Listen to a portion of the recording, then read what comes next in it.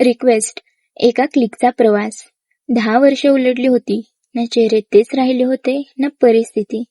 पण एका रात्री अचानक आलेल्या एका फ्रेंड रिक्वेस्टने जुन्या जखमांवरील खपली निघाली आणि एक विझलेली ठिणगी पुन्हा पेटली. विराज आता मुंबईत एका IT कंपनीत कामाला होता. त्याचं आयुष्य सेट होतं. एक लग्नाची बोलणी सुरू होती.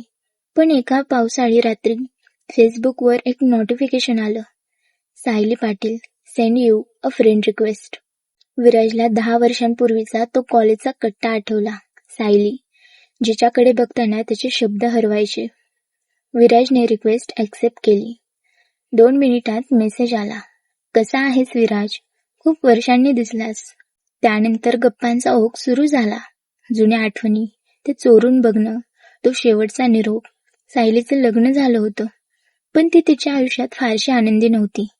दोघांनाही वाटत होतं की जर तेव्हा बोललो असतो तर आज चित्र वेगळं असतं का?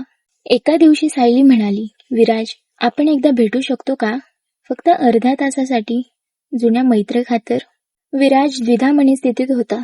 त्याचं लग्न ठरत होतं, पण मनाच्या एका कोपऱ्यात सायलीबद्दलची ती ओढ अजूनही जिवंत होती. तो भेटायला गेला. सायली समोर आली, पण ती कॉलेजची मुलगी आता राहिली नव्हती.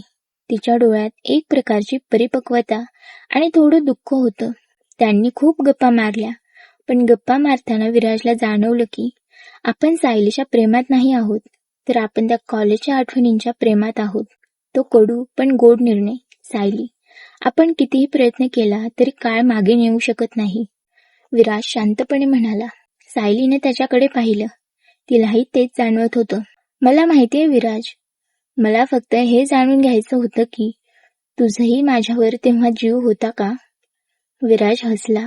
खूप, पण कदाचित आपण सोबत नसणं हेच आपल्या नशिबात होतं. विराजने तिला निरोप दिला. घरी आल्यावर त्याने सायलीचा चॅट आर्चिव्ह केला. त्याने सायलीला आयुष्यातून नाही तर आपल्या मनातील त्या अधुऱ्या इच्छेतून मुक्त केलं होतं. काही नाती ही पूर्ण न झालेली चांगली असतात, कारण त्या आठवणीत नेहमी सुंदर राहतात.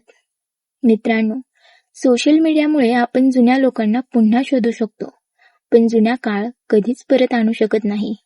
तुम्हाला काय वाटतं? विराजने सायलीला भेटून बरोबर केलं का? आपल्या सगळ्यांच्या आयुष्यात एक सायली किंवा विराज असतोच, ज्याची रिक्वेस्ट आली तर आपलं मन विचलित होतं. तुमच्या आयुष्यात अशी कोणती व्यक्ती आहे का? कमेंटमध्ये त्या व्यक्तीचं नाव न लिहिता फक्त एक हो किंवा नाही लिहा. आणि अशाच वास्तववादी कथांसाठी आपल्या चॅनलला सबस्क्राईब करा. पुढची गोष्ट असेल अशा एका धोक्यावर जो प्रेमाच्या नावाखाली दिला जातो. पाहायला विसरू नका.